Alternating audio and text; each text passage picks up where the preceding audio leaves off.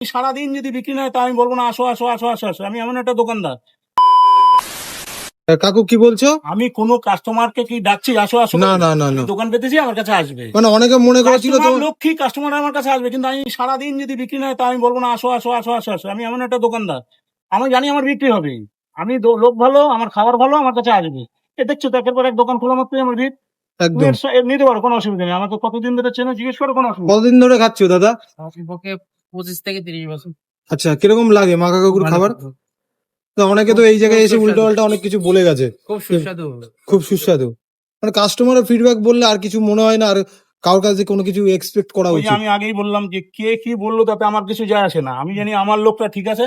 হুম। এরা কোনোদিন আমার যদি খারাপ হয় বলবে, আর যে ভালো হয়নি, হুম। তাতে তো আমার কোনো দুঃখ নেই। না, আর কিন্তু তুমি করবে ভালো- সেটা আরো ভালো করে কিন্তু বানানোর জন্য। ভালো সেইটাকে তোমরা খারাপ বলছো, আমি হুম। করিনি সেইটাকে তোমরা খারাপ বলছো, এটা তো অন্যায়। না, এই জন্যই তুমি অনেককে ভিডিও করতে দাও না, আসতে দাও না, তাই তো?